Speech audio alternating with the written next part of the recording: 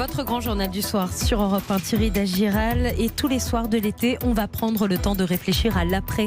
Vous recevez tous les soirs des philosophes, des patrons, des économistes, des artistes pour tirer les leçons de cette crise sanitaire. Ce soir, Pascal Boniface est votre invité. Il est le directeur de l'Institut de Relations internationales et stratégiques. Bonsoir Pascal Boniface. Bonsoir Thierry. Vous signez ce livre, Géopolitique du Covid-19, ce que nous révèle la crise du coronavirus aux éditions Erol. 5 millions de personnes à nouveau confinées, on l'a dit dans le journal à Melbourne. La pandémie est là encore et le monde reste finalement au point mort. Pas au point mort, puisque les frontières de l'Union européenne se sont ouvertes. On peut de nouveau circuler déjà au niveau national, ce qui n'était pas le cas auparavant, au niveau européen. Mais on voit qu'il y a effectivement Australie, surtout Brésil, États-Unis, où le virus continue à se répandre de façon dramatique. Et puis, mais il semble être contenu pour l'instant dans les autres pays. Mais il y a encore les points de fixation. Et puis, on n'est pas à l'abri, on le voit bien, d'un cluster, puisqu'on l'a vu récemment en Mayenne chez nous. Bien sûr. Un premier Conseil européen en présentiel la semaine prochaine, un G7 incertain à la rentrée. Ça veut dire quoi? Ça veut dire que la diplomatie française est au ralenti en ce moment? La diplomatie, dans son ensemble, est au ralenti. Puisque bien sûr, on peut faire des visioconférences. C'est mieux que rien. Mais on sait bien que dans ce type de conférence, les contacts informels, les pauses café sont aussi importants, voire plus que ce qui peut se dire en conférence officielle. Et puis surtout, c'est qu'au-delà de cela, c'est que la crise du Covid-19 a montré la crise du multilatéralisme. Ouais. Avec le retrait américain de l'Organisation mondiale de la santé. Alors, on peut certainement reprocher des choses à l'OMS, mais s'en retirer, comme ils l'ont fait, et quand même une continuation de la politique de Trump qui veut démolir les institutions internationales. Et c'est un peu le paradoxe, il reproche à l'OMS d'être trop proche de la Chine, mais en partant, il ouvre très grandes les portes des institutions à la Chine qui va s'y engouffrer. Et donc, il y a vraiment une crise du multilatéralisme qui existait avant cette crise du Covid-19, qui a été accentuée par la crise. Vous consacrez un large chapitre à l'Europe dans votre livre, cette Europe hésitante qui a mis du temps pour se coordonner dans cette crise sanitaire. Au début, ça n'a pas fonctionné. Il a fallu en effet beaucoup de temps.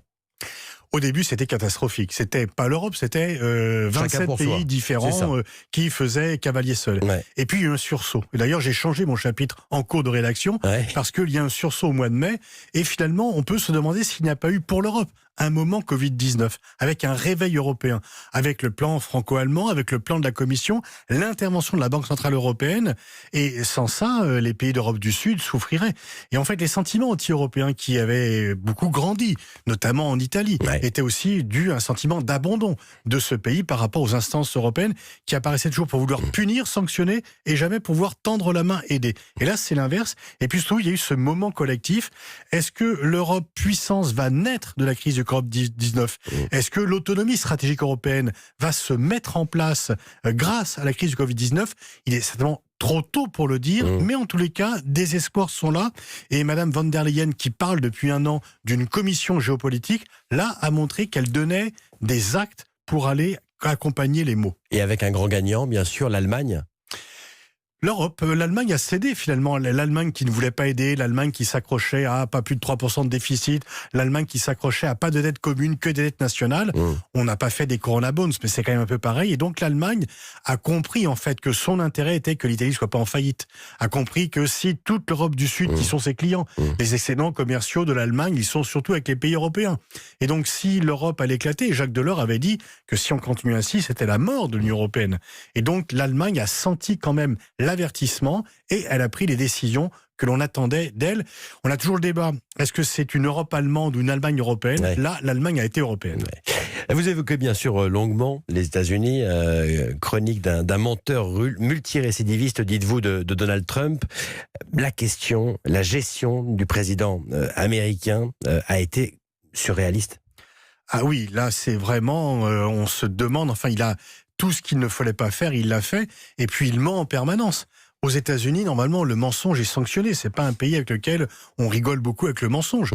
Et là, Donald Trump ment comme un arracheur de dents, sans pour l'instant sa cote quand même commence à s'effriter, dû à la situation économique. Dans son électorat. Et puis quand même, et puis aussi il y a des conservateurs, notamment son ancien secrétaire à la Défense, l'actuel chef d'état-major des armées, qui disent attention, cet homme divise le pays. Il a voulu instrumentaliser l'armée au profit de son agenda politique, et ça les militaires n'aiment pas beaucoup.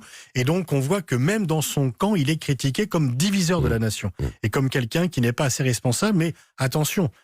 Cet homme a des ressources, c'est un formidable homme politique en termes de campagne électorale, il peut très bien rebondir, il serait trop tôt pour dire qu'il est déjà battu. Et derrière cette pandémie, se joue encore une bataille féroce entre les États-Unis et la Chine. C'est le grand défi stratégique des 15-20 prochaines années. La Chine rattrape les États-Unis et la crise du Covid-19 a fait apparaître ce rattrapage qui existait déjà, mais il a fait apparaître ce rattrapage au grand jour pour tout le monde. La Chine, c'est déjà 65% du PIB américain. Lorsqu'elle adhère à l'OMC en 2001, c'est 10%. Donc ça va à une vitesse fantastique.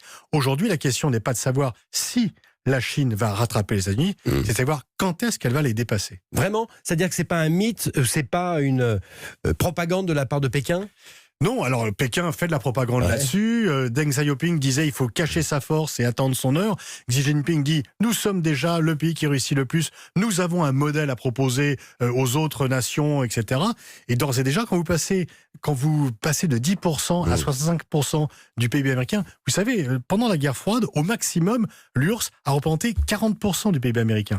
Donc là, et on voit que dans le grand combat sur l'intelligence artificielle, la Chine est en train de grignoter l'avance américaine et peut-être a déjà dépassé les Américains dans ce qui sera le grand combat du futur. Dernier point, vous démontrez au début de votre livre qu'en 2008, en France, on évoque déjà des risques sanitaires, qu'on enterre un rapport de la CIA en 2009.